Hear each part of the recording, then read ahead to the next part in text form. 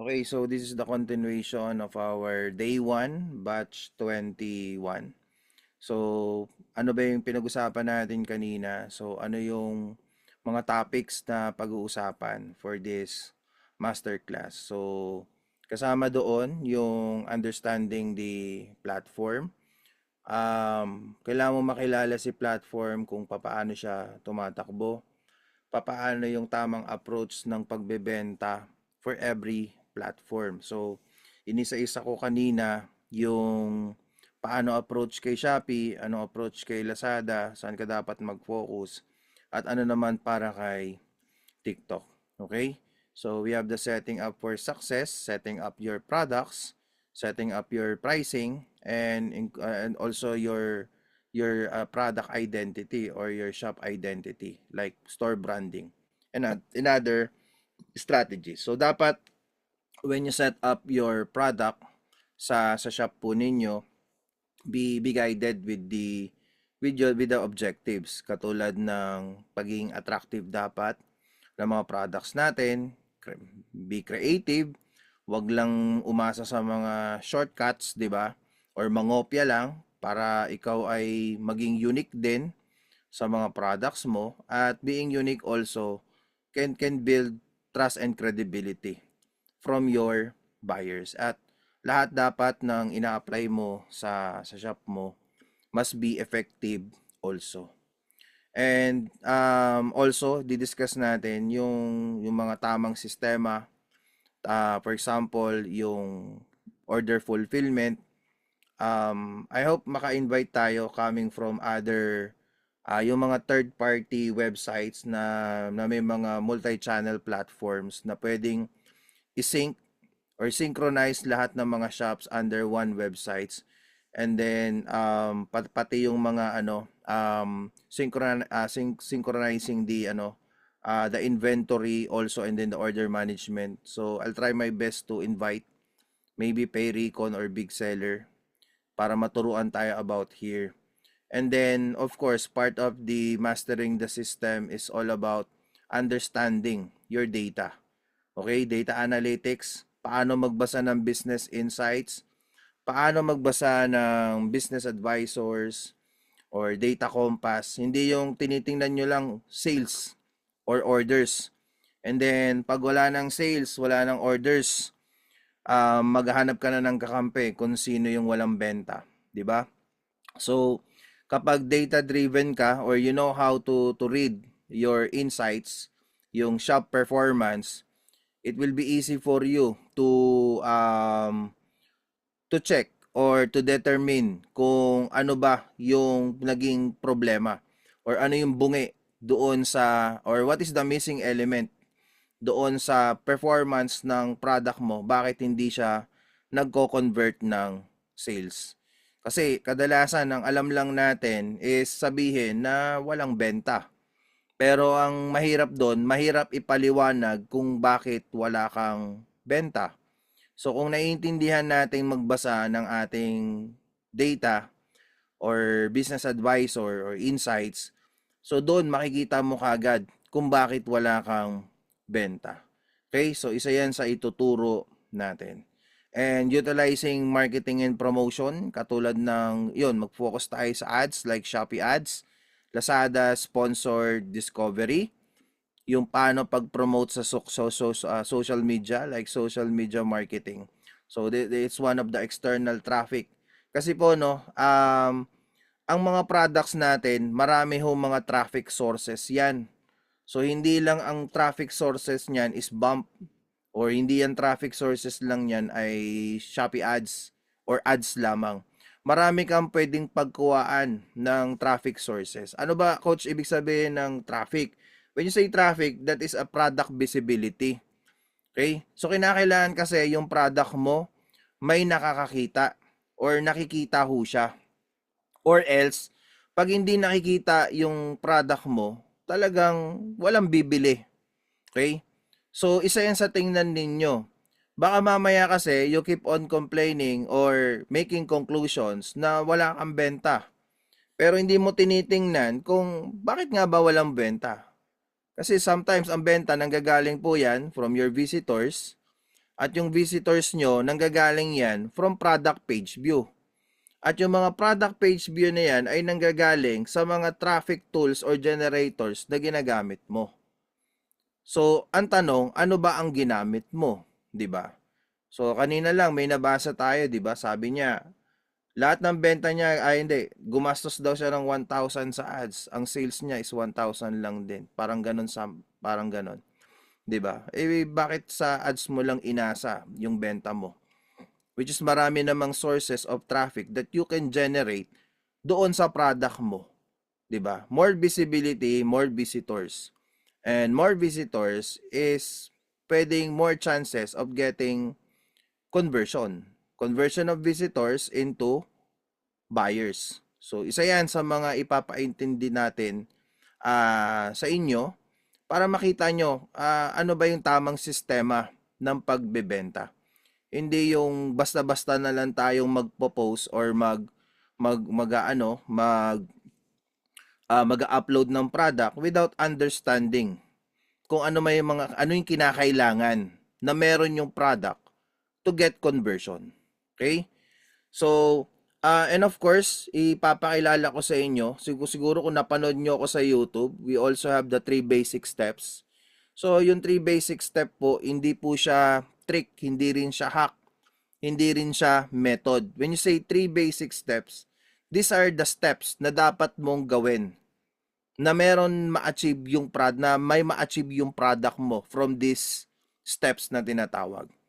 So for example, no, we have the step 1 from product upload. Actually, dito sa step 1, supposedly should be product optimization. Pero isasama na natin yung product optimization and product justification. So marami kasing ang pagkakaintindi pag sinabing optimize ay yung sinunod mo lang yung utos ng platform. For example, sabi ni Shopee, kailangan 110 characters. Sabi ni Shopee, mag-upload ka lang daw ng product video. Sabi ni Shopee, maglagay ka ng size chart. And then pag na-achieve mo yung 100 content score, pwede mo nang i-conclude na it's already an optimized product, which is mali. Okay? Each section sa product upload, may kanya-kanya yan dapat mga objective. Example, nag-upload ka ng product. Let's start with your product title. Paano mo nilagyan ng product title yung product mo? May mga relevant 3 keywords ba yan? May mga unique selling points ka bang nilagay doon? Nagkakaroon ba ng connection between the title and then the eye of the buyer? Yung product title. Eh kung nilagay mo lang doon, kids clothes, 'di ba? Nilagay mo lang doon whitening soap. Pero wala ka nang dinagdag.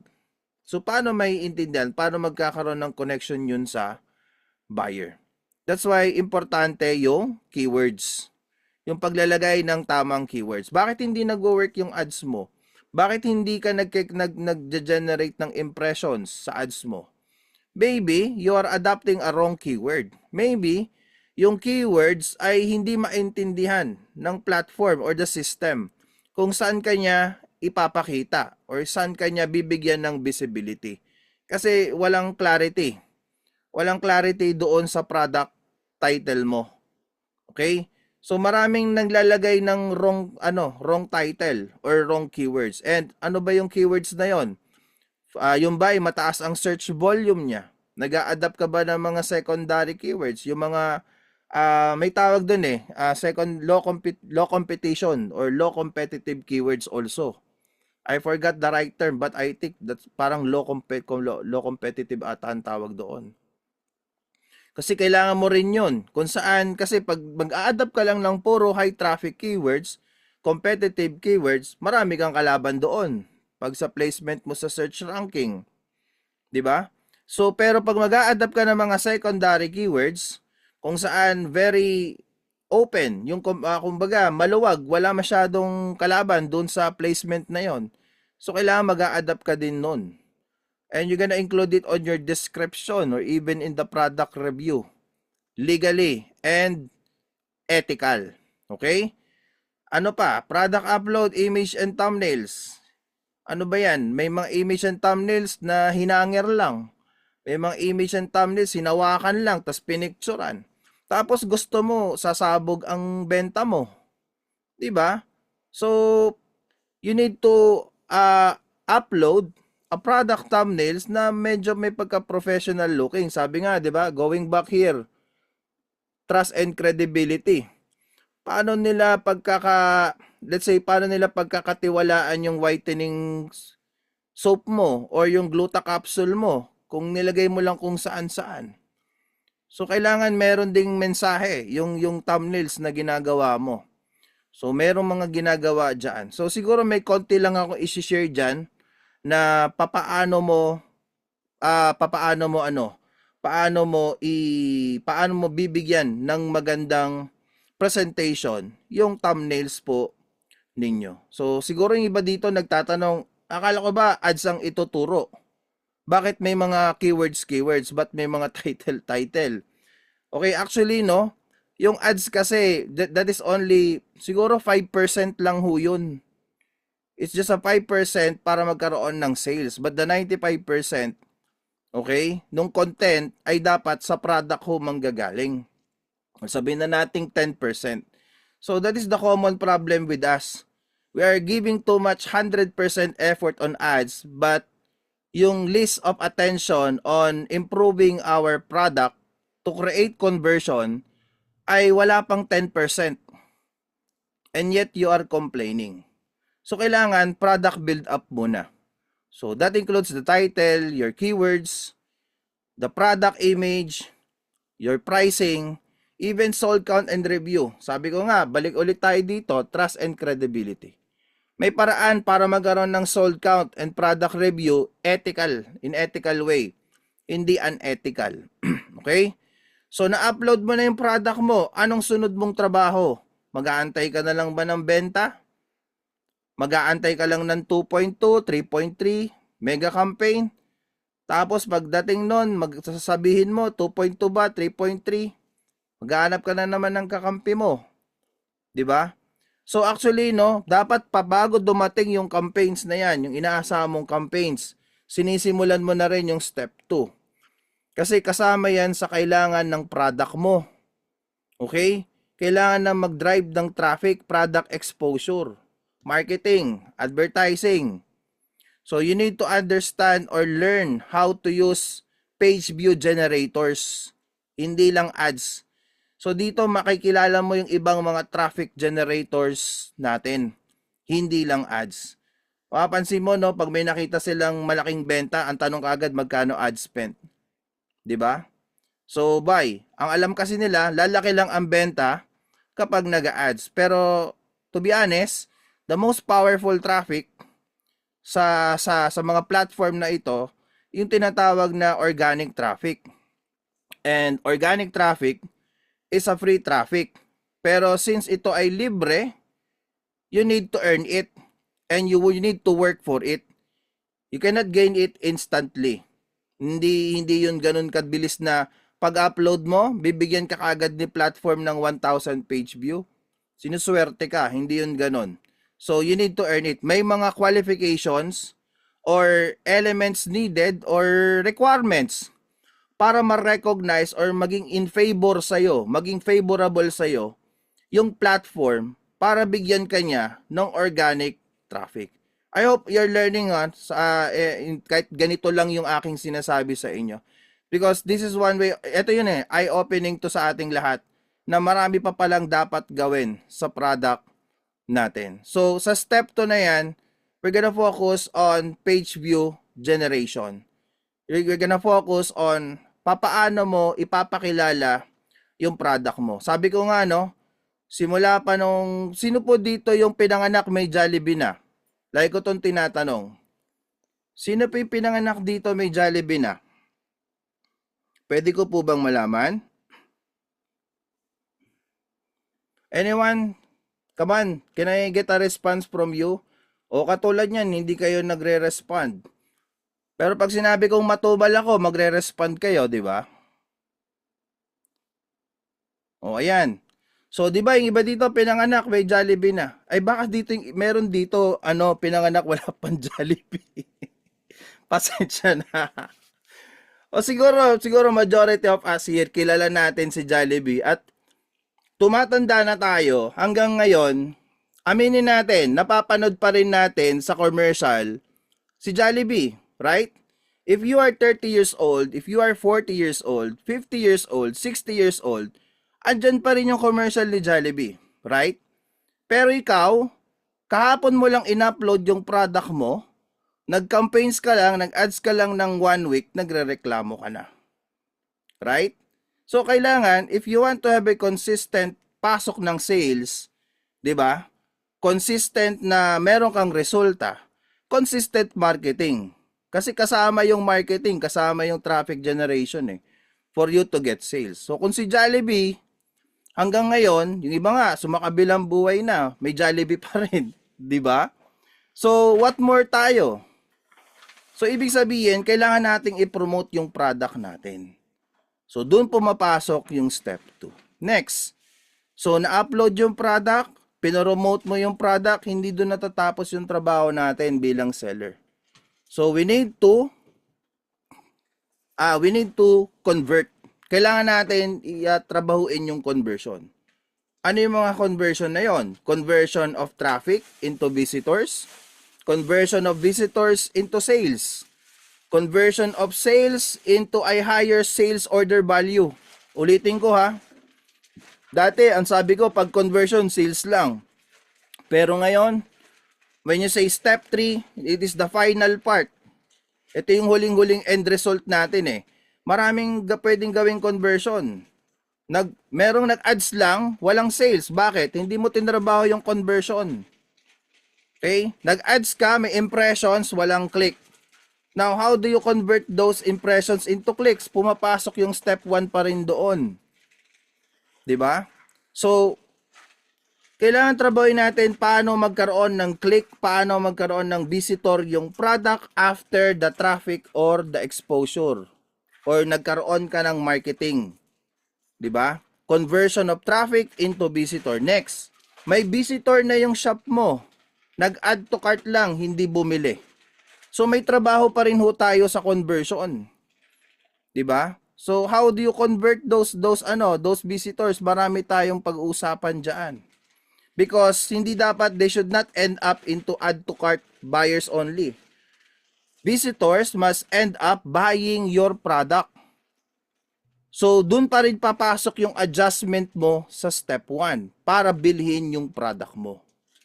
Pangatlo, bumili si buyer doon sa shop mo na. Na-convert mo na siya into visitor.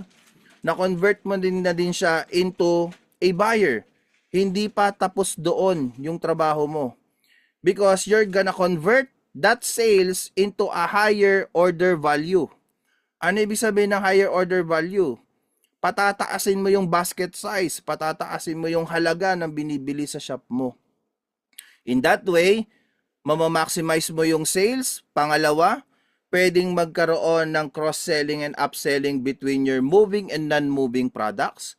Maraming mag-optimize na product sa shop mo. Hindi lang isa. So, mamatay man ang isang product mo, there are other products na pwedeng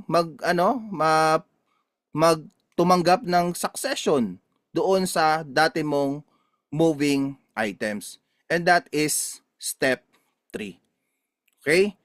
And then doon sa tatlong basic step na ginagawa natin, meron tayong mga pag-uusapan na mga elements na dapat nating ma-achieve to get sales conversion. Kasama dyan yung traffic generation. Ayta nyo, umiikot lang ako. Traffic generation. Hindi ko muna yung pag-uusapan. Traffic generation. And after the traffic generation, di mo na ako bababa. Visitor generation. Teka lang, dagdagan ko na lang. Ito dapat ang objective ng result natin. Ito dapat resulta ng 3 basic step.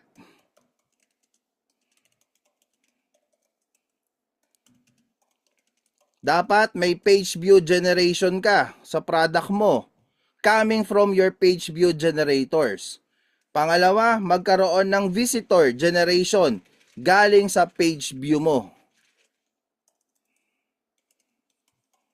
And hindi lang dapat mag-end up sila as visitor, dapat magkaroon ng sales generation.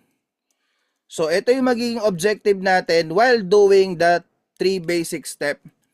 A lot of, maybe some of here na panood na yung 3 basic step, ginawang literal. Sabi, coach, ginawa ko na yung 3 basic step, ginawa ko na yung step 1, step 2, step 3, walang sales. You know, hindi kasi doon natatapos. Hindi doon natatapos yung 3 basic step. Ginagawa nyo kasi siyang trick, ginagawa nyo siyang cheat code, which is not, hindi siya cheat code. Yun talaga ang trabaho mo. That will be your daily activity as a seller sa mga platforms na ito. Because if you're gonna do it consistently, etong mga generators na to, pwedeng mag-produce consistently sa'yo. Okay? So kapag consistently you're getting sales, nag-i-improve yung mga product listing mo, nagkakaroon na ng magandang sold count and product review, doon nagiging favorable yung platform sa shop mo. Pag nagiging favorable na yung platform sa shop mo, doon pumapasok yung boost of traffic. So I'm sorry guys kung nag-enroll kayo dito kasi you're after sa mga, let's say you're expecting that I'm going to teach you something like for example a cheat code or special formula, special method or any kind of trick or method. Kasi yung kadalasan natatanggap ko message Sir, ano ho bang paraan para mapadami ang benta? Pabulong naman, paano mo napapadami ang benta? Ganun lagi natatanggap ko At nagagalit sila pag sinasabi ko, wala po kasing ganun. Okay? It's all about understanding the right system on how to sell on these platforms. At ito yung ituturo ko po sa inyo for the entire month of this masterclass. Okay? So, we're gonna start. Magsisimula tayo ng lesson proper natin this coming Wednesday. Pag-uwi ko, sisimulan na natin and siguro aaraw-arawin ko muna yon. Okay? Now, before anything else again, so attendance is a must. So sana every sessions a-attend po kayo kasi minsan pag nasa mga huling session na hindi na uma-attend. And then magtatanong sa dulo ang mga tanong pang day 1. Okay, please, importante ho itong day 1 para guided po kayo sa ating mga magiging sessions natin. Okay? So, sa pag-access ng recorded video, this is recorded also. So, pwede nyo itong mapanood. Naka-Facebook Live naman ako ngayon. So, right now, ginawa ko muna siyang free content. Anyway, wala pa naman akong tinuturo. Pero I hope may natutunan kayo ngayon sa mga sinasabi ko ngayon. You can review this video sa Facebook. You can also review this video sa YouTube, i-upload. And I'm going to give you instruction how to access private videos. Siguro sa Wednesday ko yon ituturo. And then papaano yung bakit ako humingi sa inyo ng mga Gmail account ninyo? Because that Gmail account, yun yung gagamitin natin as your access sa mga susunod na mga private videos natin. So more or less, ang sessions natin ay siguro around mga 17 to 20 sessions kung kinakailangan, but roughly siguro mga 16 to 18 sessions ito for the entire month because this is Mondays and Wednesdays and Friday. Pero mag-a-announce ako kung kinakailangan mag-araw-araw tayo ng session because ayoko din naman patagalin yung sessions natin kasi gusto ko right after then ay meron na kayong matututunan. At actually sisimulan ko ito with ads immediately. And then ayun na magiging natin, ganun na magiging takbo or that will be our blueprint sa ating sa ating masterclass. Sisimulan natin muna lahat ng ads. Yung kasi gustong-gusto ng lahat, ads kagad. Then after the ads is paano natin i-adjust yung ads natin using adjustment pagdating sa product mo. Doon papasok yung 3 basic step doon. Okay? So, siguro hanggang dito lang muna because I want to give way to Coach Julius also. Alam ko, some of you here are present because you want to learn, tama ba Coach, how to track your sales? Saan nanggagaling benta mo? Wait, sorry Coach, saglit lang po. Ayan.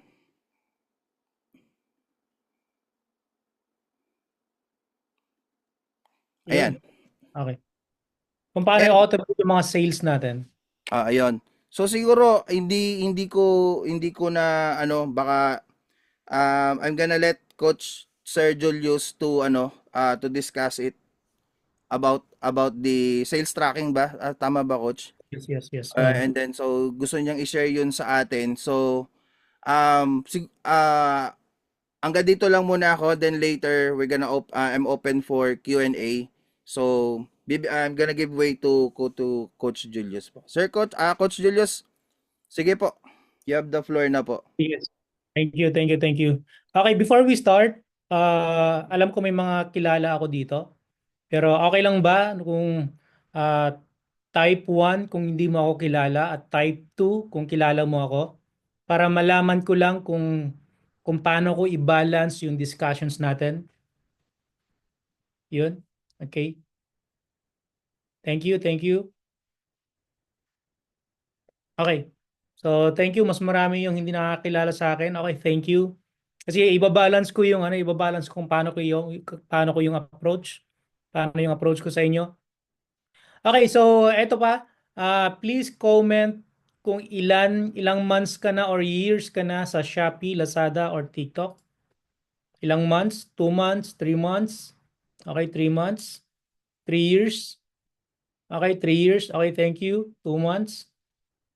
Okay, so great, great. Okay. And last question. Okay. Pasensya na sa mga question ko kasi kailangan ko ng kailangan ko ng data para malaman ko kung paano yung approach ko sa inyo. Okay, pwedeng paki-comment kung ilan yung staff nyo na ngayon.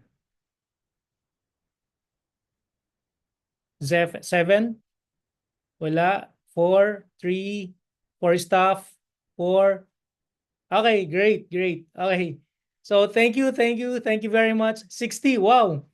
Ang daming staff ni Jenna. Okay. So Coach Mark, paki-help ako kung paano mag-share ng screen.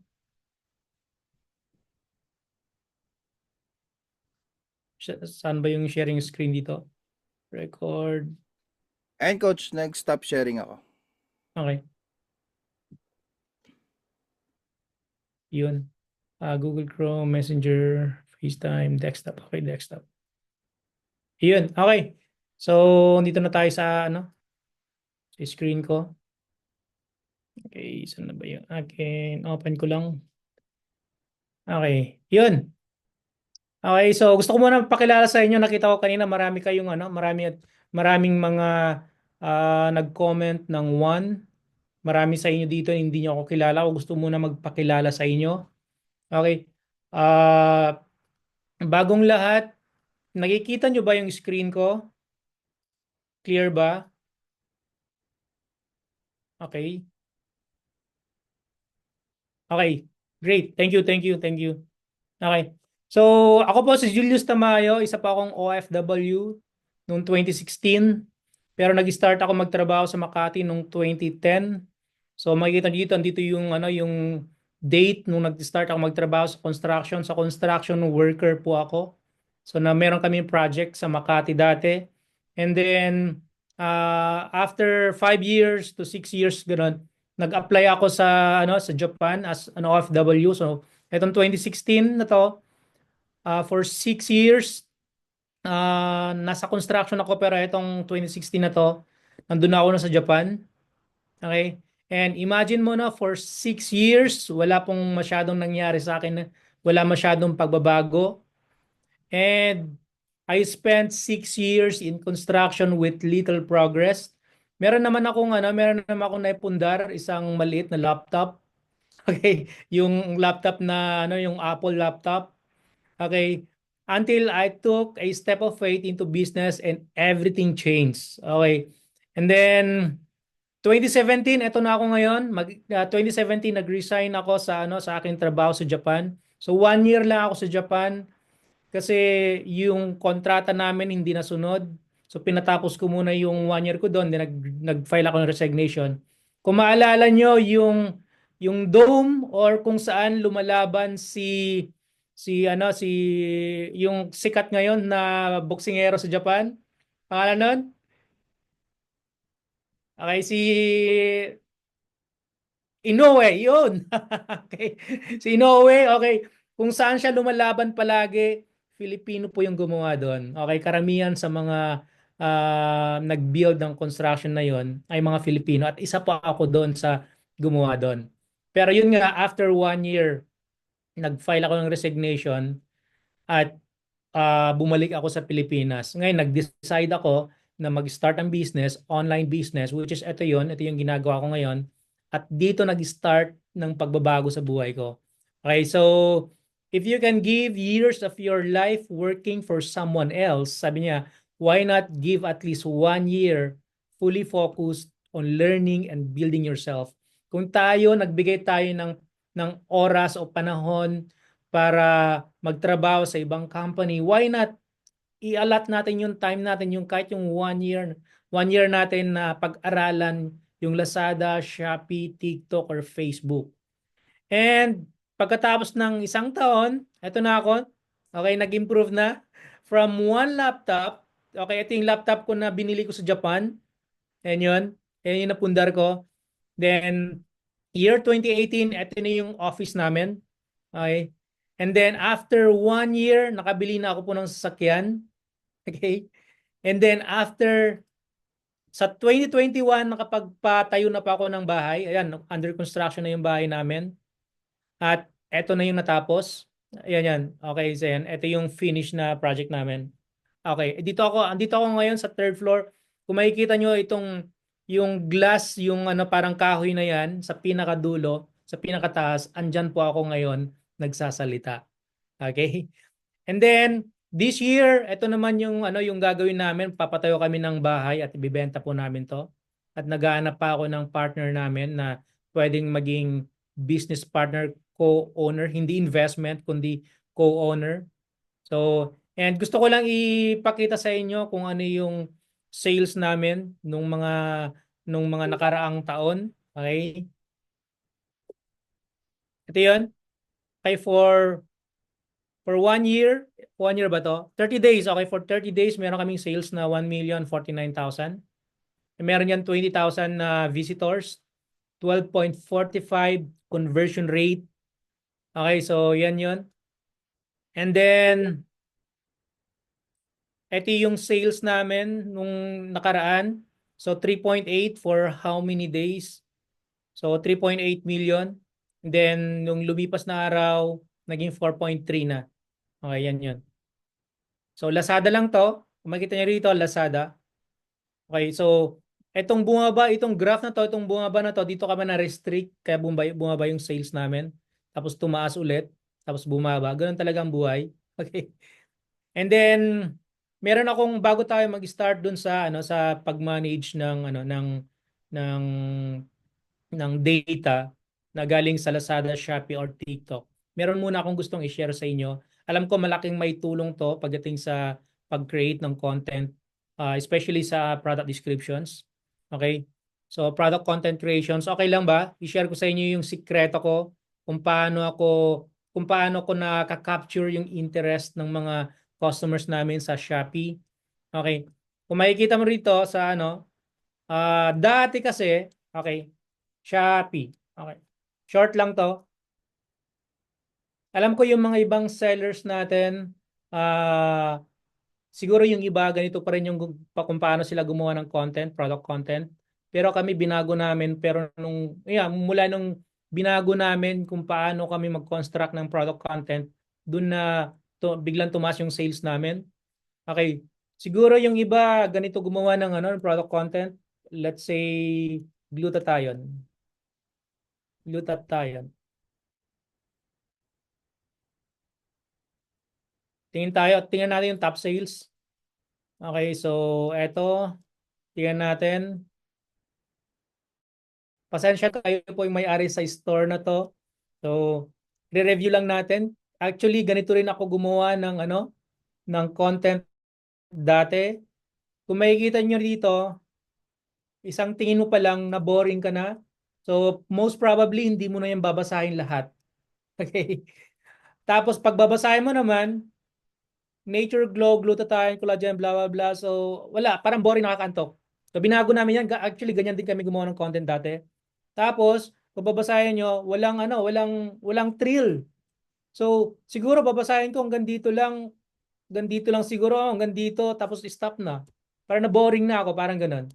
Okay, so pasensya na po kung meron po dito yung nagmamayari ng store na to. Okay, itong isa, ito medyo okay siya gumawa ng content kasi medyo maliwala siya, hindi siya boring tignan. Hindi siya dikit-dikit.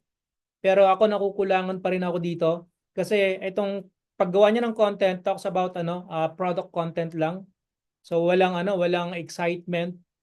So product features, yes, tama 'yan, okay naman 'yan, pero nakukulangan ako. Tapos eto, let's say baka meron dito may-ari ng mga store na to, no. Pasensya na po kung nasakto na view ko yung store mo. Okay, ito okay naman to. Hindi siya nakakaantok kasi hindi siya dikit-dikit masyado. Pero introducing the ultimate beauty secret. Okay to.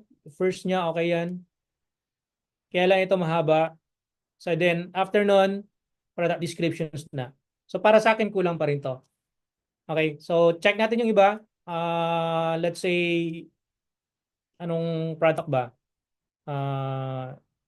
Keto, juice. Ito, check natin. Pasensya na po kung meron dito nagmamayari ng store na to. Okay, so medyo okay yung pag-construct niya kasi may mga space, hindi siya nakakaantok. Pero yun nga lang, pagdating dito, wala siyang hook, pang-hook. Kasi sa first na 3 seconds na nag-stay dito si customer, dapat na hook na natin sila na magkaroon siya ng excitement, dapat babasahin niya to lahat. Tapos pagdating sa dulo, wala siyang call to action. So para sa akin, kulang pa rin to. Okay, ngayon papakita ko sa inyo kung paano kami gumawa ng content na siyang bumago sa sales namin, tumaas yung sales namin dahil dito sa pag-construct namin. Okay, ito na. Taran, okay. Okay. So ganito po kami mag-construct ng product content. Kapag may nagpa-pitch, ito yung sinasabi ko sa inyo na yung first part dapat merong hook. Okay. Pag may nagpa-picture, nasa likod ka din ba para hindi mahalata ang taba? So, pagka nabasa mo to, siguro mapapaisip ka na, uy, ako yan ah.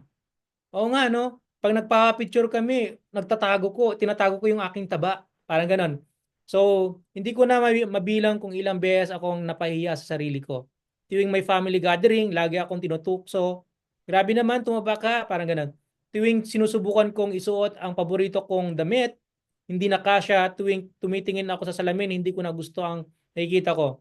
Ginawa ko na ang lahat para pumayat. So, eto na yon pinapakita natin yung pain ng pagiging mataba, nag-diet pero nauwi sa matinding gutom, okay? Nag-exercise pero walang time at walang energy, nag-try ng iba't ibang slimming product pero walang epekto. So doon pa lang nakakapag-connect ka na agad sa customers mo. Nagkakaroon na ng excitement. Uy, okay itong content na to ah. So nakaka-relate ka na agad.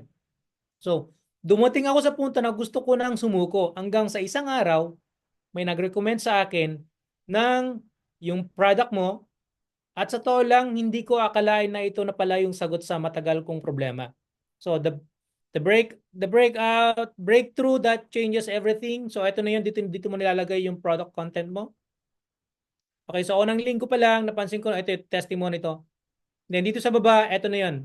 Yung details ng product mo, bakit ito lang ang effective, sabi niya. Introducing Keto Extreme, parang ganun.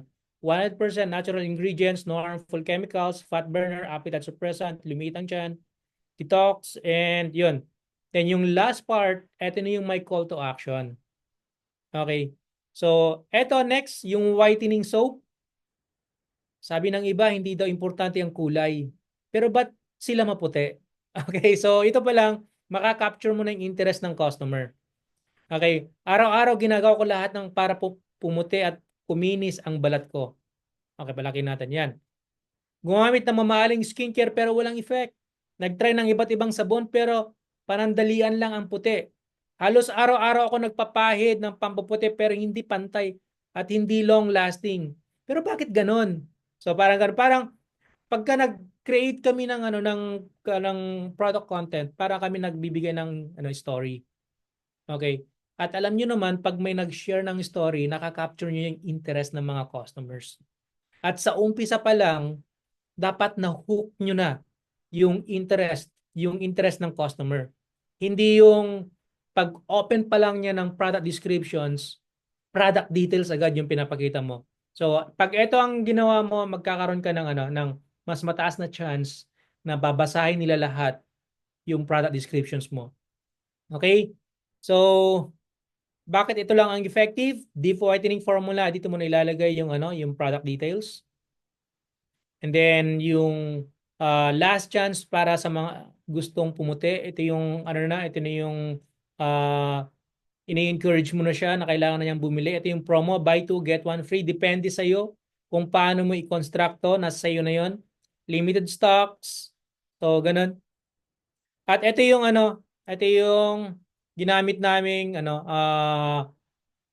way kung paano kami mag-construct ng prompt o ng descriptions sa ChatGPT. Number one, dapat yung first line relatable hook dapat. So, isipin niyo yung RISE, dapat yung R relatable hook. Dapat yung first line niya na hook, nakuha mo na agad yung attention niya. Nakuha mo na agad yung interest ng customer. Pangalawa, identify the problem. Dapat i-identify mo kung ano yung usually na nagiging problema ng customer. Bakit siya bibili ng product mo? Ano yung problema niya? So, number 3, create the solution. So, doon mo na i-introduce yung product mo as the only answer, highlighting its unique benefits. Number 4, encourage immediate action. So, kung nakikita mo kanina, yung binisita natin sa Shopee, wala siyang call to action. Wala siyang order now, wala siyang urgency, parang ganun. So, dapat meron tayong ganun. At yung tone dapat conversational and emotional compelling dapat. Tapos yung target audience natin, dapat sabihin natin kay ChatGPT na ang target audience natin, mga online sellers ba? Mga fitness, moms, entrepreneurs. At nilalagay ko dito storytelling content. So pagka nag-aasa ako ng help kay ChatGPT, sinasabi ko 'yan, dapat yung content ko is parang nagsasabi ng story. Ganun. And number yung last, to make them feel that they need this product service na. Parang ang goal mo, dapat isipin nila na kailangan nila yung product natin. Okay, so sino sa inyo dito ang gustong magkaroon ng prompt na katulad nito? Okay. So meron akong ginawa ditong prompt. Ito. Okay. So ito lang ang gagawin natin. Ika-copy lang natin to. Okay. So marami yan, ganyan. Ika-copy lang natin to. Papalitan mo lang yung product name. Like example, ang product name mo ba ay pampapayat? Like example, Keto Extreme or glutathione or soap or ilagay mo lang dyan yung product mo. And then, eto, lalagay mo din yung product mo. Tapos, yun na. Pagka nilagay mo dyan yung product mo, ika-copy and paste mo lang sa ChatGPT at pag-enter mo ng ganyan, siya nang bahalang gumawa ng ganito. Okay, so hindi ka na mahihirapan gumawa ng product descriptions na boring. Na pag unang tingin pa lang nila, inaantok na sila. Okay, sino sa inyo dito gustong magkaroon ng ganitong prompt? Ibibigay ko sa inyo ng libre. Okay, comment 5 sa comment section.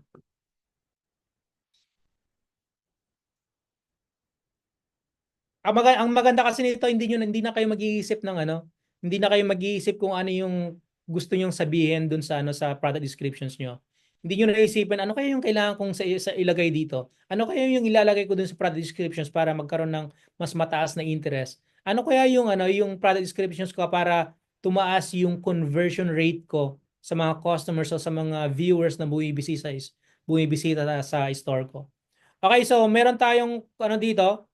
So ang gagawin lang po natin, meron lang akong papagawa sa inyo. para makuha nyo po itong prompt na to, okay, pakibisita lang po yung aking Facebook page.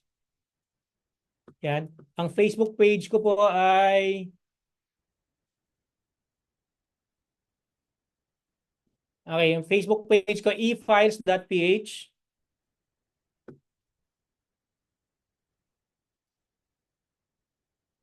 Okay, efiles.ph and then okay. Meron po dito, meron akong instruction dito. So pag-comment lang po ng asterisk then the hashtag like. Pero before you do that, ano na lang dito, pa-click itong dot na to, then invite friends. Then click all, then invite. Ganoon lang po.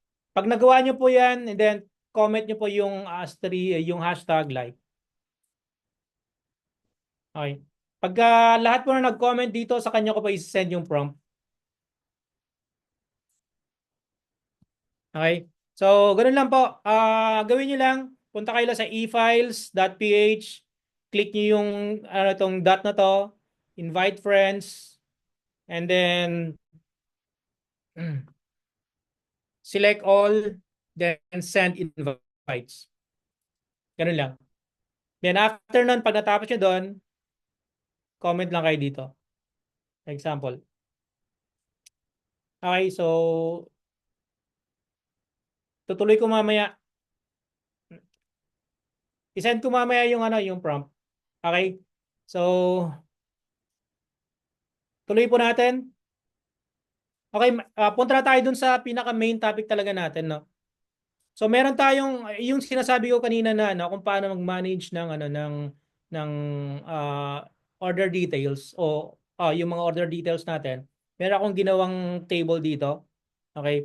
So lahat kasi ng natin, lahat kasi uh, ng order details natin kung saan-saan po natin in-encode, kumbaga watak-watak po minsan. So hindi natin na ma-manage ng maayos. So gumawa po ako ng Google Sheet like this. Ito. Meron tayong Google Sheet dashboard. So eto, kung makikita nyo rito, from October to March 31, so kung i-click natin, ilalagay natin sa November, nagbabago yung data. So ito yung mapupunta rito yung sales mo. So yan, i-discuss ko yan mamaya. And then, ito kasi yung mangyari nun, lahat ng order details natin, dito natin i-encode. So don't worry, hindi po manual ang gagawin natin sa pag-i-encode dito. Ang gagawin lang natin dito ay ida-download lang natin yung data from seller account natin sa Lazada, Shopee, or TikTok, or sa natin sa big seller, and then ipi-paste lang natin dito. Kahit na 500 orders daily ang pinaprocess natin, madali na lang ilagay, transfer dito yung details, yung data. Okay, meron po akong separate na video kung paano i-transfer yung data from seller account papunta dito.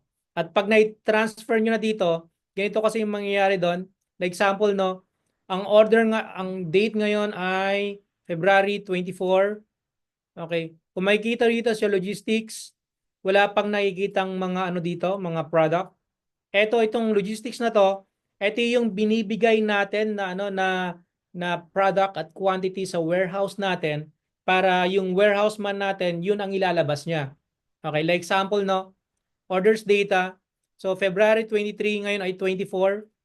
So pag encode nyo ng data rito, may papasok na agad dito. Teka lang. Okay. So February 24, fulfilled na nakalagay kasi dito. Confirm. Ayan. So, kung marami kayong orders per day, like example, no, 24. So, yan na yung yung mga data na kailangan natin i-turn over dun sa warehouse natin. So, hindi na natin kailangan mag-manual count kung ilang Alkaline C, kung ilang Reduce Plus, kung ilang Healthy Glow. So, automatic na siyang napupunta rito kung ilan yung ilalabas ng warehouse man natin. So, wala nang manual na pagbibilang. Okay, so kung like example, hindi lang hanggang doon yung yung order, let's say marami pa. So 83, let's say so 106. So hindi na tayo nagma-manual na nagbilang. Kasi dati kasi ang ginagawa kasi namin, pagka meron kaming orders, like example, meron kaming 500 orders in one day. Umaabot kami ng 1 p.m. bago kami makapag-endorse doon sa warehouse man namin. Which is ngayon, napakadali na lang. So encode mo lang dito, i-copy paste mo lang yung data from big seller papunta rito and then andito na agad yung yung quantity. So ang bilis na lang, bilis na lang. At ang good news nito, lahat ng data na ini-input natin, nakikita lahat dito. Okay, kung makikita mo rito let's say February. Okay, take note, lahat ng data na nakikita nyo dito sa Google Sheet, hindi ito yung actual na sales namin. Okay, nilagay ko lang to para meron tayong mapagte-testingan. Okay, meron ako magagamit ngayon. Okay. So, like example, January 1, ito February 24. Okay. So, let's say lahat na encode mo na meron kang 12 million na sales.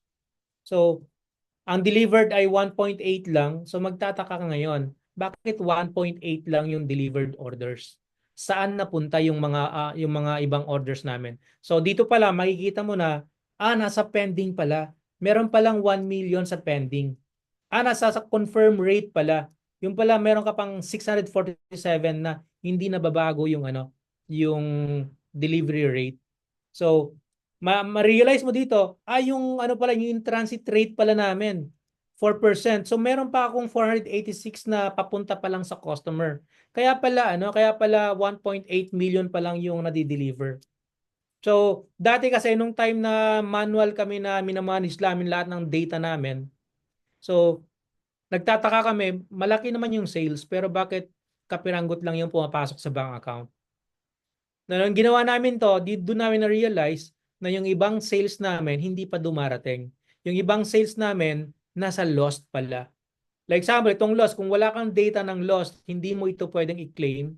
Hindi mo basta-basta makiklaim to Lazada, sa Shopee, or sa TikTok. Kailangan mong i-file yan.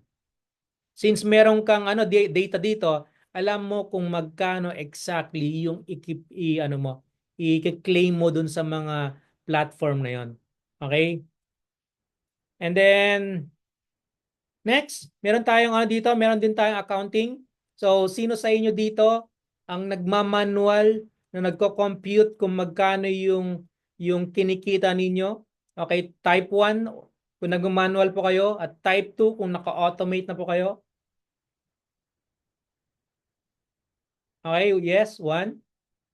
Okay, so meron akong isi-share sa inyo na after nila mag-encode dito, nakikita ko na agad-agad kung magkano yung kinita ng company. Okay? So, check nyo rito. Tingnan nyo. Okay, dito sa okay, punta tayo dito sa let's say, sa pinakababa. Dati kasi ang ginagawa kasi namin, guys, pag may order na, let's say, order na glutathione, i-manual namin na ita-type kung magkano yung product cost. Okay, let's say ang product cost ng glutathione ay nabili namin ng 200 pesos. So pag may order na glutathione, ita-type pa namin 200 pesos para mag-compute yung kung magkano yung kinita namin. Tapos ita-type pa namin kung magkano yung expenses namin, ita-type namin kung magkano yung pouch, magkano yung ibang expenses namin bago namin makuha yung yung revenue ng company. Pero ngayon naka-automate na lahat. Okay. Let's say ito. Okay. So RTS gawin natin fulfilled, confirm, gawin natin delivered. Okay. So pagdating dito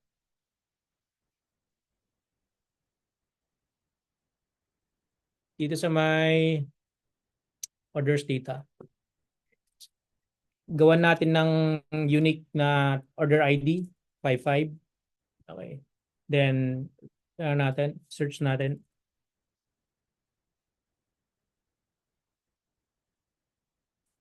sobrang dami ng data, hindi na niya ma-search. Ayun. Okay. So, andito siya. Kung makikita nyo, ito yung ano, yung data na nandito. Okay, itong data na to. Okay, nandito siya ngayon. So, may 5-5 doon.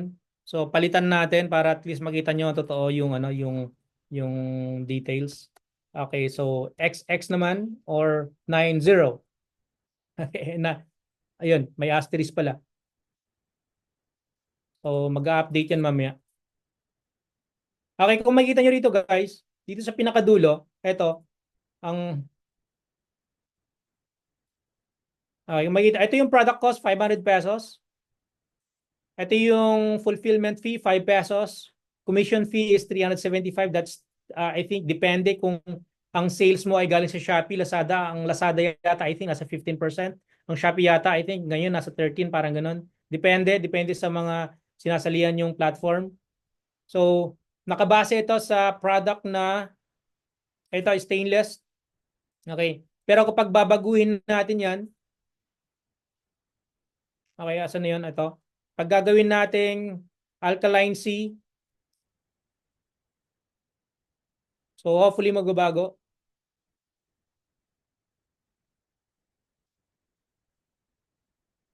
Ayan, naging alkaline C na siya. Tignan nyo na nabago na. Pagdating dito, kanina 500 yon naging 45 na. So hindi na ako nag-manual na binago yung product cost. Okay? So ulitin natin. Bigyan natin ng ibang product. Let's say Red Juice Plus, Celtic Glow, Keto Extreme 24, Shinrai. Okay, itong black shampoo. Then pagdating dito, alkaline C, magbabago yan. Magic natin. Okay. Hintayin lang natin mag-update kasi magkaiba sila ng ano ng Google Sheet. Ito yung first na Google Sheet natin, 2716 yung dulo. Ito naman yung isa, 2430. So, yan, nagbago na siya. Tama ba? Yan. Okay. So, makikita mo rito, 50 pa rin yung, ano na yan, yung product cost niya. So, dati, ang ginagawa kasi namin, nagmamanual kami ng type. For example, may order na glutathione. Imamanual pa namin dito kung magkano yung product cost. Imamanual namin kung magkano yung fulfillment fee. Imamanual namin kung magkano yung commission fee. Okay? So, tapos kung babaguhin natin dito, anong, ito, Lazada. Okay. Let's say Lazada.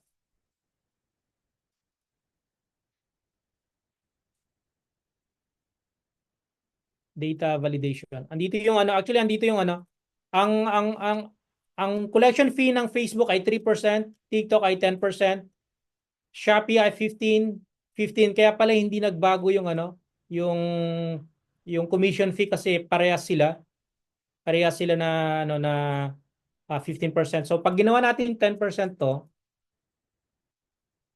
so ano yun, nagbago na yung ano, yung computation.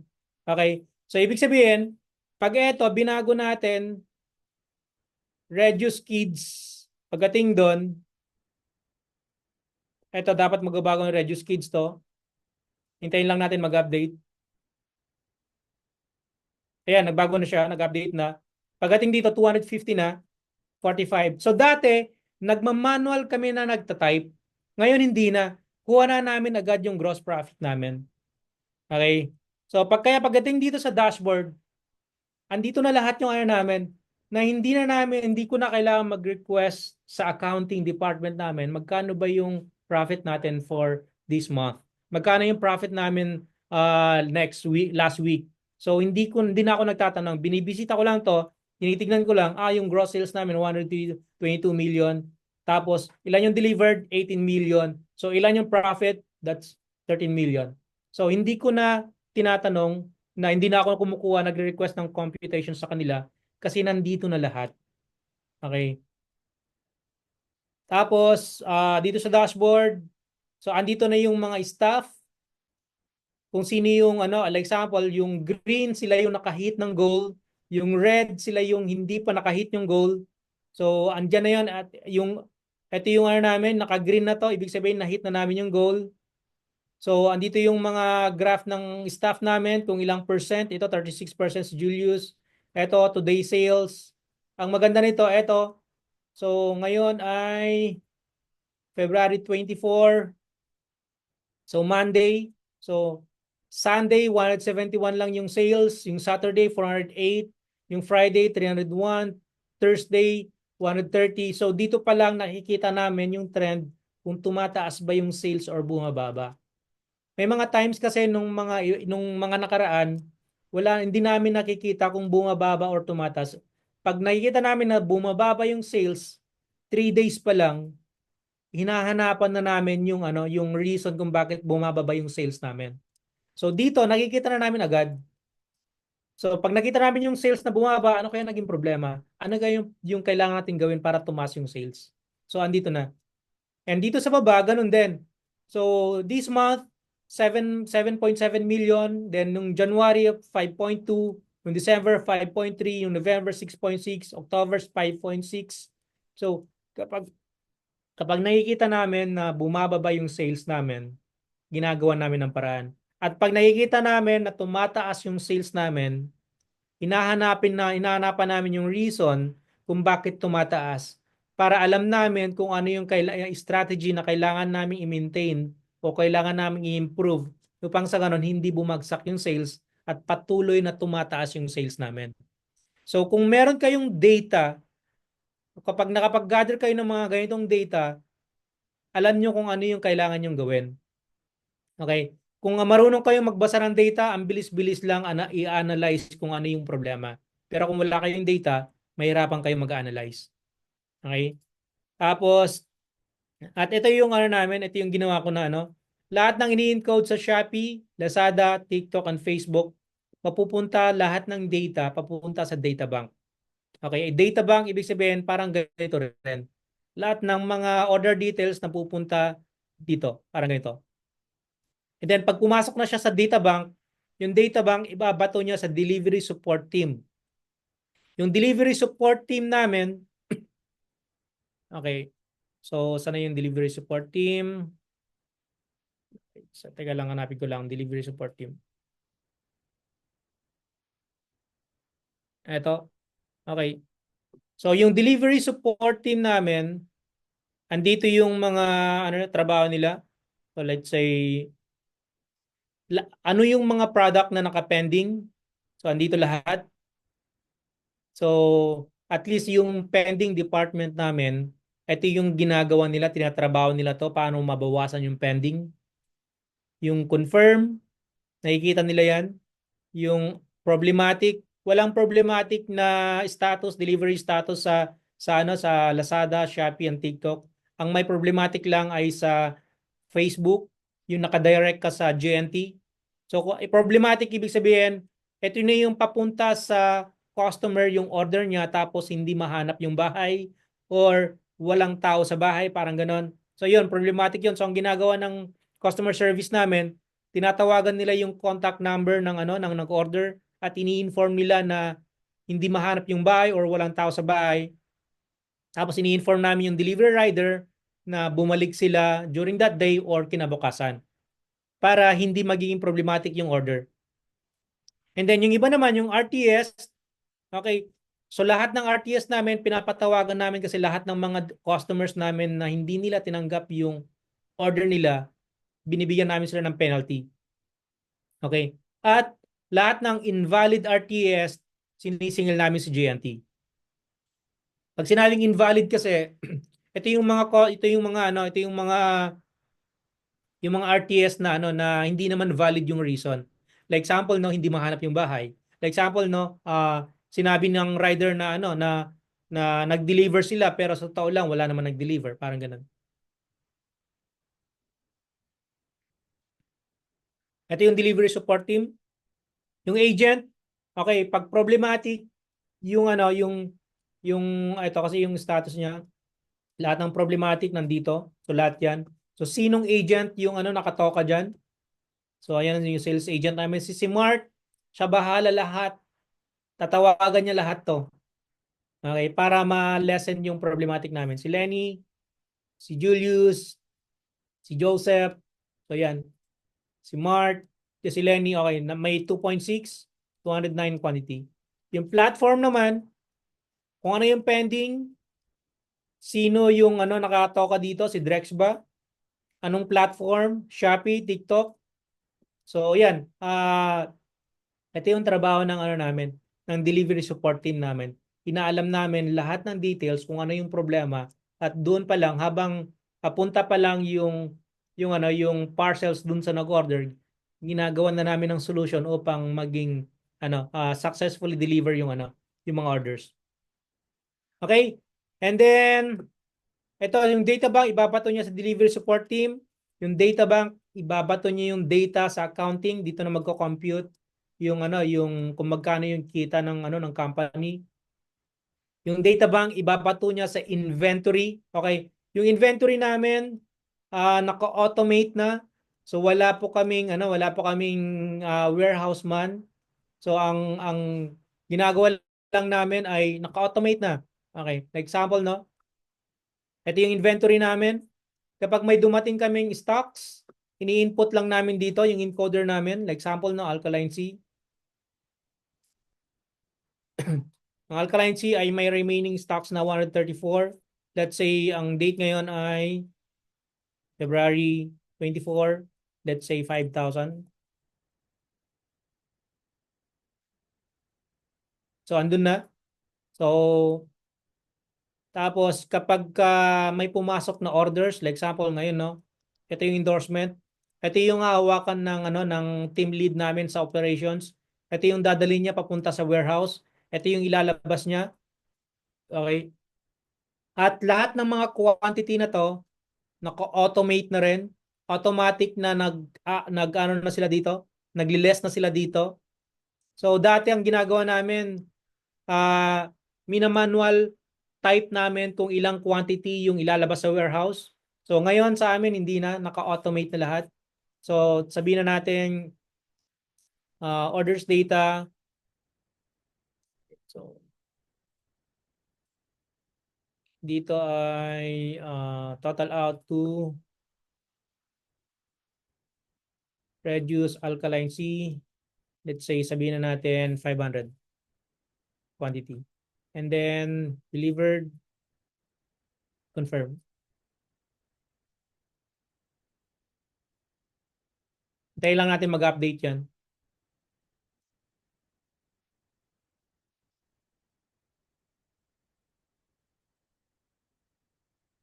Yan, nag-update na siya dito, Alkaline C. So, medyo matagal mag-update to. Okay. Pero actually, nag-automatic update na po yan. Kuminsan, kung mabilis lang yung internet. At pagka, dito lang namin tinitignan kung ano yung mga product na sufficient. So, ito na yun. Kung sino yung mga product na low stocks. Yan yun. Product na restocks. So, ito na yung mga product na kailangan namin mag-restock. So, hindi na namin minamanual na chine-check lahat-lahat. Okay? So, yan yun. So, wala na kaming warehouse man actually, wala na. Tinanggal ko na yung warehouse man namin kasi dati mali-mali yung data na ini-input niya doon sa inventory namin.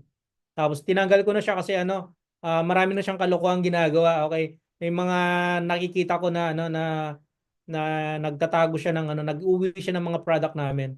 Naubos yung electric fan namin na binebenta dati. Okay? Naubos. Pati yung mga namin, yung mga lutuan namin na kay Sevilla, ang daming nawala.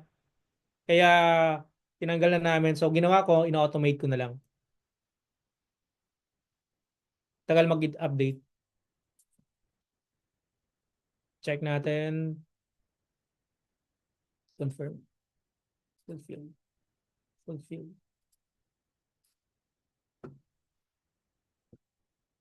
Tagal. Okay. And then, pagdating dito sa inventory, yung inventory kung ilan yung nilabas ng operations namin, yun ang i-endorse na sa packers namin. At yung packers namin, kung ano yung in-endorse sa kanila, yan, nag-update na siya, okay. Yan, kinabahan ako dun, akala ko may problema sa formula namin. So, automatic nag-update na. Okay. Kung ano yung in-endorse sa kanila ng operations manager namin, yun yung pinapack ng packers namin. So, ganun lang yung kasimple yung operations namin. So, ulitin ko po, lahat ng ini-encode sa Shopee, automatic ang pupunta sa data bank. Yung data bank namin, Teka lang ha, check nga natin yung data bank kung ano, orders data.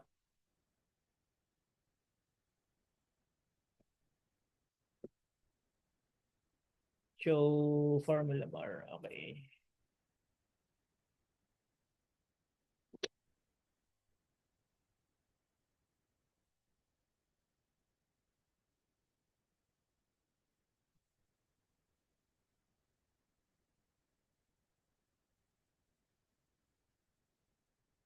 So, ito yung ano namin, yung data bank.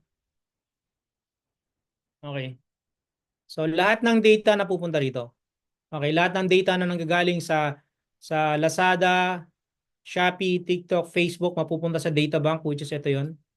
Okay. Then yung data bank, lahat ng details na to sa kanya ibabato sa ano, sa delivery support team, sa accounting, inventory, and packers. Okay, meron kayong question? May mga question ba rito? Naku, hindi ka nag-compute. To be honest, no, Joy, Miss Joy, binibenta ko ito ng 10,000 pesos. Why 10,000 pesos? Nakatipid ako ng warehouse man. Ang warehouse man ko is 15,000 pesos monthly. Nakatipid ako ng accountant ko. Ang accountant ko dati, binabayaran ko yun 40,000 monthly. Pero ngayon, naka-third party na kami ngayon, which is ang binabayaran namin sa third party is 5,000. So, fino-forward lang namin sa kanila yung data. Then, sila nang bahala ng ano, sila nang bahalang mag-compute kung magkano yung tax namin. Naka-automate na, halos lahat naka-automate. Pati yung mga ano namin, pati yung inventory namin, tinanggal namin yung packers namin. Hindi kami nagbawas sa packers. Okay. So, ang maganda nito kung meron kayong ganitong data, hindi niyo na kailangang mamroblema kasi dumating yung time kasi namin guys na ano, na after namin na train yung isang staff namin, magaling na siya, saka siya nag-resign. Okay, saka siya nag-resign. Ang sakit. Siguro naranasan niyo 'yon na na-train mo na siya, then after siya gumaling, magaling na siyang ano, magaling na siya mag-manage ng Shopee, Lazada, TikTok, Facebook, saka siya nag-resign. Or meron din kaming accounting staff dati na ginawa lang kaming eskwelahan na after namin siya napatrain, after namin siya naturuan kung paano yung computations, kung paano mag-file ng tax. After niya natutunan yon, nag-business na lang siya. Nag-accept na lang siya ng mga customers. Ang sakit, alam mo yon. So, eto, hindi mo kailangan ng 13-month pay, hindi mo na kailangan bayaran ng 13-month pay, hindi mo kailangan bayaran ng bonus, hindi mo kailangan ng ano, bayaran yung ano niya, yung government benefits niya. Wala kang babayaran monthly na sahod niya. All in, nandito na. So ang kulang na lang dito guys ay yung computations kung paano yung payment sa BIR, which is pinapahabol namin yun sa accounting department namin kasi napaka-importante yun. Gusto namin lahat automated na pag tinignan namin kung magkano yung babayaran namin sa BIR next month, malalaman agad namin. Hindi na namin kailangan ng ano, magpa-compute pa. So, ito yung sistema na ginawa namin ngayon. Guys, this is 10,000 pesos pero naka-promo kami ngayon. That's 5,000 pesos na lang. Pero, may good news ako sa inyo. Okay? Gusto niyo ba ng good news? Okay. Okay. Kung gusto niyo ng good news, free, okay? Free, Coach, free, free. excuse me. Yes, yes, yes. Bago ka mag-good news. Sige, sige, sige, sige. Paalam sana ako, maglilipat lang kami ng mga bagay namin. Sure bro, sure Okay bro. lang, Sige. ano, ikaw mag-wrap up na, coach? Sige, Dito. sige, sige, sige, sige. Guys, Okay. pasensya na, but I'm gonna see you on Wednesday. So, dun tayo mag-start ng ating bakbakan. And thank you sa pag-attend ngayong gabi. Okay? So, I'll see you on Wednesday. Coach, sorry. Bigay niyo muna yung good news mo sa Okay lang kanila. bro, okay lang, okay lang bro, okay lang. Thank you po. Yeah, Sige po. yeah, okay Bye-bye. lang. Okay, ingat bro, ingat bro. Okay. So, ayun guys. Gusto niyo ng good news? Actually guys, ginawa ko ito ng ilang buwan. To be honest, ilang buwan kong ginawa to. Sumakit yung ulo ko. Tapos naka-encounter kami ng sobrang daming error. Kaya hindi ko agad-agad ito nilabas kasi mapapahiya lang talaga ako dito pag nilabas ko noon. Pero ngayon kasi nilabas ko na kasi nakita ko na sobrang daming mga sellers sa Lazada, Shopee, and TikTok, Facebook na hindi nila alam kung saan napupunta yung pera nila. May mga times na yes, malaki naman yung sales pero bakit kapiranggot lang yung pumapasok sa bank account ko. Okay, so yes, totoo yun. Okay, kaya may good news ako sa inyo. Okay. Okay, pero bago ko ibaba yung bago ko sabihin yung good news, i-explain ko muna yung ibang Google Sheet natin. Okay lang ba? Explain ko yung ibang Google Sheet natin. Meron pa kasi ako kung hindi pa kasi ako tapos. Okay, so na-topic natin yung Shopee. Ito pang maganda guys. Ito maganda. Actually dati ang monitoring namin ng mga data namin iisang Google Sheet lang. Sobrang gulo. Sobra, as in, sobrang gulo. Alam mo yung since iisa lang yung Google Sheet namin, pag yung isang staff namin, meron siyang ginawang adjustment, lahat ng staff namin naguguluhan na. Sinasabi nila, oh, bakit ka nag-edit dito? Meron pa akong ginagawa, parang ganon. Or ginagawa ng iba, yung isang sheet, diniduplicate niya para magkaroon siya ng sariling copy at di doon siya magtrabaho. Kaya yung mga staff namin, ang daming hindi na mga Google Sheet. Naguguluhan sila. Ito ang ginawa ko guys. Ito yung ginawa ko. Ang ganda. Okay. Kung makikita nyo rito, yung Shopee department namin, meron siyang sariling Google Sheet. Okay. Pakita ko sa inyo. Yung kanina, itong Shopee namin, Shopee department, yung Lazada department namin, hindi niya pwedeng i-access ito. Okay. Hindi niya pwedeng i-access. Wala siyang access dito. So, ibig sabihin, hindi naguguluhan yung mga data, yung mga staff namin. Okay? Hindi siya nila naguguluhan. At ang maganda nito, ito lang yung sheets na minamanage nila. Actually, itong data validation, pwede mong i-hide yan eh. Ito lang, 1, 2, 3. Dito lang nga sila magtatrabaho sa orders data sheet lang. Wala nang iba. Hindi nila kailangan baguhin yung mga iba. Ang binabago lang nila itong delivery status, itong fulfillment status. Ang fulfillment status guys, ito yung kung pending ba yung order, kung nag-hold ba si customer, parang ganon.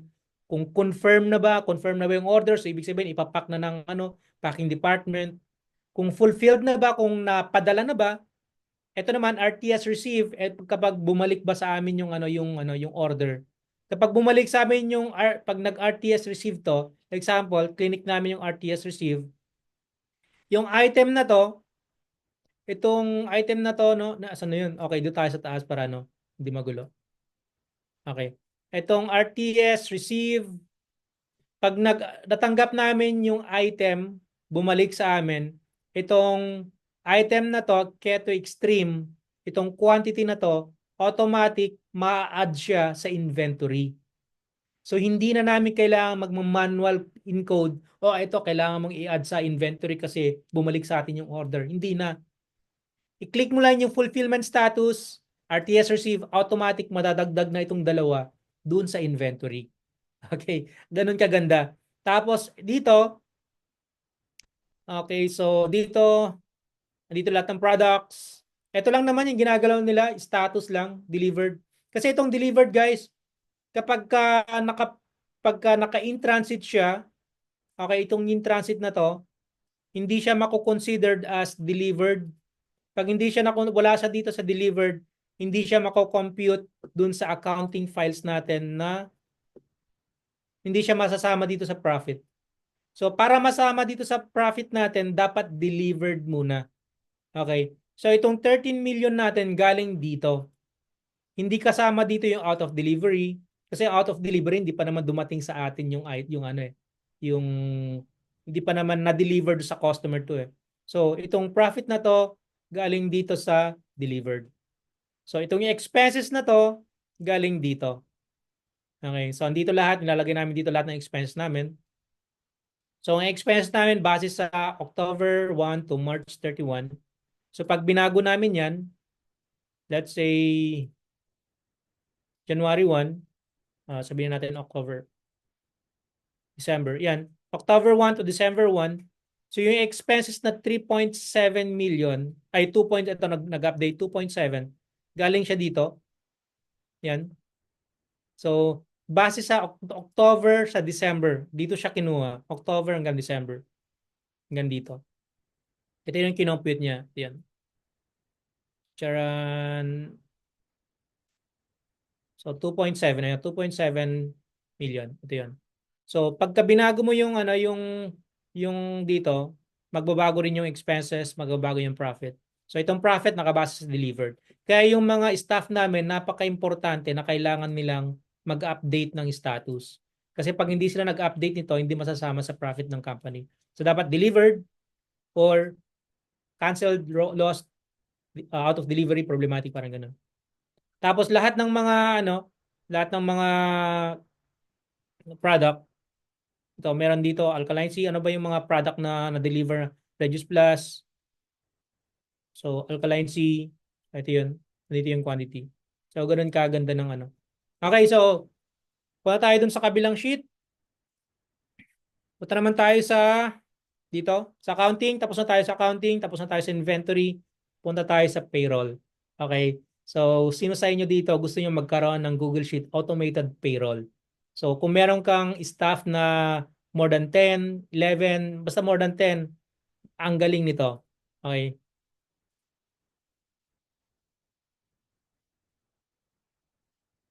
So, meron tayong apat na sheet. Ito yung dashboard.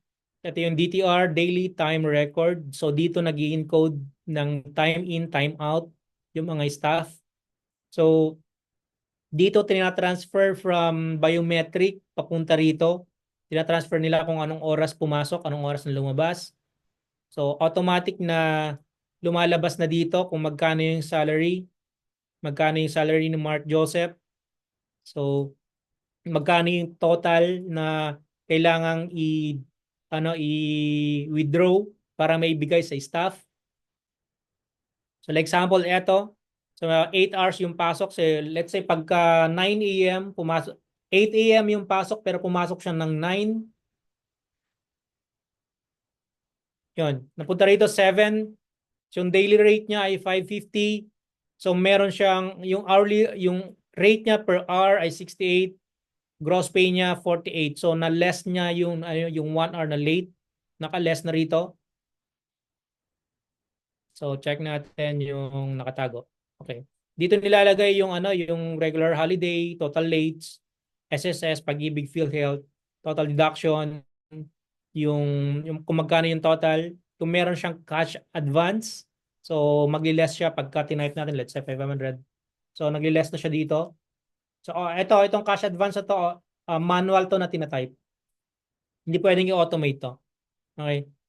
So pagka naglagay sila ng overtime, let's say ang overtime nila ay 5 p.m. start ng 5 p.m. hanggang 9 p.m.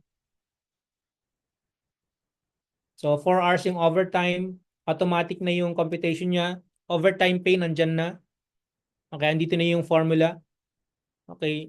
And then total pay 838.75, travel allowance kung meron siyang travel allowance. Kung meron siyang travel allowance, pwede kayong maglagay dito sa may sa employee data,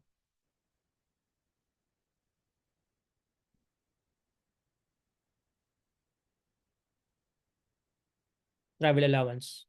Ito, pwede kayo maglagay ng travel allowance dito. Pag naglagay ka rito, let's say sabihin natin kay Mark. Okay, ang travel allowance niya ay let's say 200 pesos.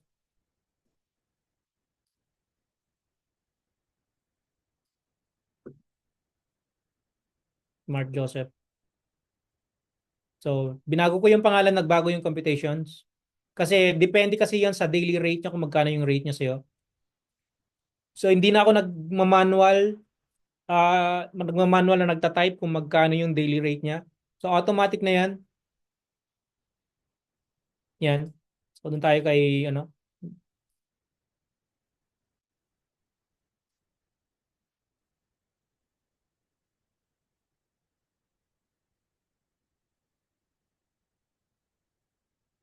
nawala. Gross pay, overtime pay. Ito yung travel allowance, 200. Yun na yung tinype natin kanina, na 200. So, napunta na siya doon. Tapos, meron na rin siyang payroll. So, andito na lahat. Tapos, meron na rin siyang payslip. So, click mo lang dito, Drexel Tulagan, automatic na siya. So, click mo lang dito, JR Amit, automatic na siya nagko-compute. Depende sa date na isi-set mo. So, kung weekly ka, weekly mo isi-set yan. Kung twice a month ka, then i-adjust mo na lang to. Let's say, February 1 to 15. So, nagbago yung ano, yung gross pay niya, 500. Siguro isang araw lang siyang pumasok. So, automatic na yan. Tapos, ayun. So hindi na ito hindi yung accounting staff namin hindi naman talaga siya graduate ng accounting. So gumawa lang kami talaga ng ganitong Google Sheet para ma-automate lahat ng mga task niya upang sa ganun hindi na siya mahirapan. At dahil naka-automate na yung mga ibang task niya, nabibigyan pa namin siya ng ibang task at mas na ma-maximize namin yung oras niya. At yun nga, sinusunod namin yung computations ng sa BIR kasi napaka-importante rin yun. Okay, meron ba tayong question? Mga question ba tayo? Yung status manual po everyday i-update. Yes. Pero pwede niyo i-download 'yon sa sa seller account niyo na lahat ng mga delivered pwede niyo i-filter, lahat ng delivered pwede niyo i-download. Tapos pag na-download niyo na, pwede niyo ipasa, i-copy paste dun sa data dito sa Google Sheet na dito sa natin, dito sa orders data.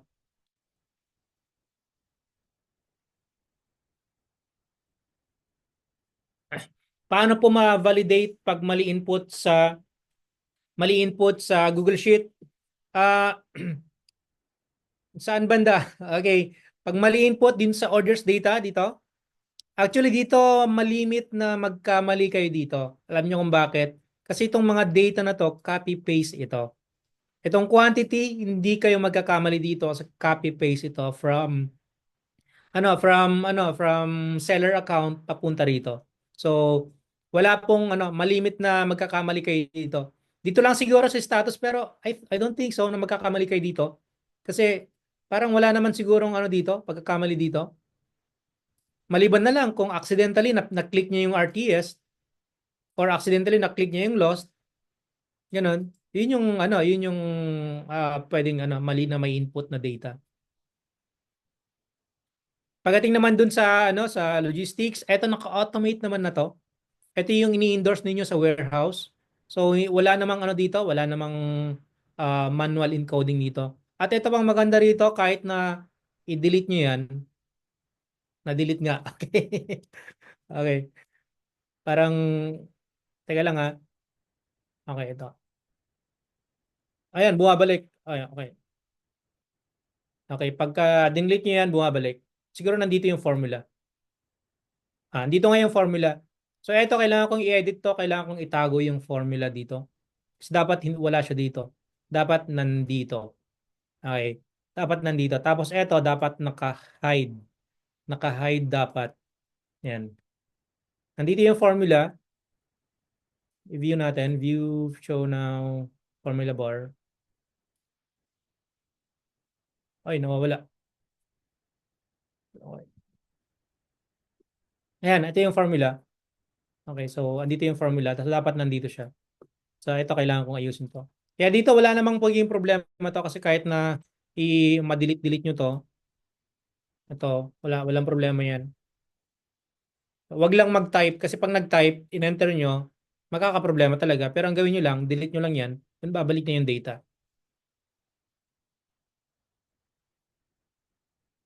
Kailan po kayo mag-extract ng raw data from platform, from share frequency? Actually, nag-extract kami daily. Kapag like example, itong buong araw na to, lahat ng orders tuwing umaga, 8 a.m. kasi yung pasok namin. So, pagpasok nila, meron kaming 1 hour na na sa company kasi namin 8 a.m. yung pasok namin pero 9 a.m. nag-start yung company namin. Inaalaw ko yon kasi yung 8 to 9 a.m. Nag-uusap kaming lahat. Meeting, exercise, meron kaming exercise, warm up, parang ganun. Tapos pinag-uusapan namin kung ano yung mga activity namin for the whole day. Then, pagdating ng 9, na-extract na namin lahat ng data from seller account or dun sa platform na ginagamit natin, parang Big Seller. So, dina-download na namin lahat ng data from Big Seller, then pinipaste namin dito sa orders data. Inaano namin dito. Kasi, example, no? Ito lahat yung mga orders February 25. Okay. Kasi pagka nilagay mo dito February 25, ito, like example, ito lahat ng mga orders ng February 25. 24 pala. Kasi itong natin, itong logistics natin, naka-formula ito ng today. So ito hindi na ginagalaw. So let's say ito kailangan namin i-encode lahat to kasi para mag-appear dito. At pag nag-appear dito, ito yung ini-endorse namin sa operations namin para ilabas na yung product from warehouse at ini-endorse sa packers. So, ibig sabihin, daily kami nag-extract ng data. Pagdating naman sa data extraction dito sa may dito sa status, ginagawa namin to kahit once a week lang siguro, every Saturday, na-extract namin kung delivered or kung ano yung status ng delivery.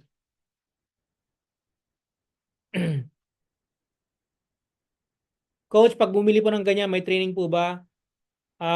Training kung paano gumawa nito, wala. Pero training kung paano ito i-manage, yes, mayroon. Okay, if nalilito po sa paggamit niyan, may guidelines, yes, meron. Okay, actually, magre-record po ako ng video tutorial kung paano nyo ito i-manage. At meron po kaming team na mag-assist sa inyo kung sakaling meron kayo na-delete na formula. So, meron naman kaming team na mag-assist. May employee dashboard po ba ito? Or same lang po sa access ng owner at employee? Nakikita nyo talaga mo. Etong namin, yes, good question. Etong Shopee, lahat ng Shopee account, Shopee staff na access niya to. Okay? Nakikita niyo itong price. Nakikita niya lahat yan. Kasi yan yung yan yung na-extract niya from seller account. Pero itong accounting, hindi nila nakikita ito. Ang nakakakita lang ito, yung accountant mo or yung owner. Wala, hindi nila ma-access ito. Kung makikita niyo rito, magkaiba po yung link. Okay? Itong link na to, lahat itong link na to, at yung link na to magkaiba. So, ibig sabihin, yung may access nito, hindi niya na-access ito. Hindi niya pwedeng i-access itong accounting sheet natin kasi for accounting department lang niya at owner.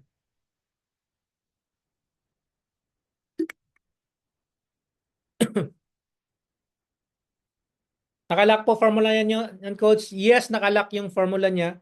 Pero kung sakaling maka-encounter kayo ng formula na hindi nakalock, madali lang naman i-lock yan. Okay, so good news. Okay, ang good news. Gusto niyo ng good news? From 10,000, 50% discount. So 5,000 na lang. So ibababa natin additional 50% discount, magiging 2,500. Okay, let's say ibaba natin ng 1,000. Kaya ba? Hindi, actually guys, ibibigay ko talaga to ng free. Okay, ibibigay ko to ng free. Okay, matutuwa ba sila? Okay. Guys, ibibigay ko to ng free kasi gusto kong to be honest, sa inyo ko lang i-offer ito. Pero may condition. Okay? Merong condition po ito. Wala po kayong babayarang amount, pero mag-a-ask ako ng favor sa inyo. Kasi itong system na to, ibibenta namin ito pinapagawan ko to ng website. Kung makikita nyo yung link dun sa Facebook page natin, efiles.ph, yun yung domain na gagamitin namin para sa website na to. At yung website na to, to be honest, ang cost ng website nito ay umabot ng 130,000. 130,000 yung website nito. Tapos nilagyan ko pa siya ng additional features na pwede kayong mag-create ng account ninyo dun sa website na yon at pwede nyong ibenta ito at magkakaroon kayo ng commission. Pero ito ang good news ko sa inyo. Ah, hingi lang ako sa inyo ng favor at ibibigay ko sa inyo to ng libre. Okay lang po ba sa inyo? Okay lang po ba? Hingi po ako ng counting favor lang sa inyo. Okay. So, ang favor lang po na gagawin ko, nahihingin ko na favor sa inyo, ibibigay ko po to sa inyo ng libre. Gagamitin nyo ito ng libre. At kung mayroon kayong question, anytime pwede kayong mag-asa akin ng tanong at sasagutin natin yan. Pero ang favor po na gusto kong ihingin sa inyo ay kung pwede po sana since i-Facebook ads namin to, ipo-promote namin, bebenta namin to ng 10,000 or 5,000. Kailangan lang po namin ng mga video reviews. Kahit 30 seconds lang. Okay, video reviews lang po. Kailangan namin. Like example na meron akong ginawang review dito. Okay, ito yung review namin. Ito actually ito yung sample na ano na ginagawa namin na video. Ito gagawin ng staff namin. Stop wasting money, parang ganun. Alam mo ba na bawat buwan baka may tinatapon kang 15,000 monthly para sa sales tracking. Stop wasting money. Mas mas madaling paraan para malaman ang kita mo nang walang kahirap-hirap. Okay, pain points, Lazada, Shopee. Yan, ginagawa namin ng content yan. Ginagawa namin ng content. Gagawa namin ng video ito. Kasi yun yung gagamitin namin pang promote dun sa Facebook ads namin. Ngayon, ibibigay ko sa inyo to ng libre. Gamitin nyo po at pagka siguro mga 1 week or 3 days, depende po sa inyo. And saka po ako hihingi ng favor sa inyo na kung pwede, gawan nyo po ng short video, short review kung ano yung naitulong to sa inyo. Okay lang po ba? Okay lang po ba sa inyo? Hingi po ako ng favor. Yun, thank you, thank you. Thank you. Okay, before ako mag-proceed no sa next na ano natin, topic natin. Ako dun sa page natin, guys, may dalawa kasing favor na kailangan kong hingin sa inyo. Ah, okay. Ito kasi yung page namin, wala pa kasing ka-review to. Okay. Teka lang ha. Okay, wala pa kasi ka-review ito. So kung maaari sana, ask din ako ng favor, baka pwedeng pa-review dito. Kung ano yung nagustuhan nyo dun sa ano natin, dun sa Google Sheet natin. Pero yung review na hinihingi ko talaga yung video review. Okay? So, lahat po ng may gusto ng copy, pag-comment po dito ng review. Hashtag review. Dito. Pag nag-comment po kayo ng hashtag review, isi-send ko po sa inyo yung ano, yung video kung paano nyo makukuha yung copy natin. Lahat po ito. Lahat po ito, magkakaroon kayo ng copy. Itong Shopee, Lazada, TikTok, Facebook, Databank, delivery, accounting hanggang packers. Lahat po niyan, ibibigay ko po sa inyo ng libre. Basta mag-comment lang po kayo dito ng ano, ng hashtag review. Para malaman ko lang kung sino dito yung mga ano, interested. Baka may question pa. Thanks, bro. Doon po kayo sa Facebook page na efiles.ph Facebook page. Dito po kayo magano. Sa post na to, ano ko na lang, okay. Yan. So dito sa page na to, click nyo lang yan, mapupunta kayo dito at mag-comment po kayo dito ng ano ng hashtag review. And then i-send ko sa inyo yung details kung paano niyo makukuha itong ano, itong Google Sheet natin. Meron pa bang question? Baka may question pa.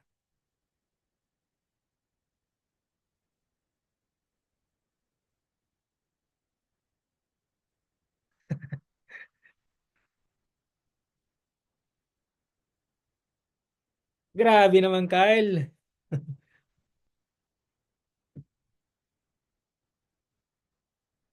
Yes, pati yung AI prompt i-send ko.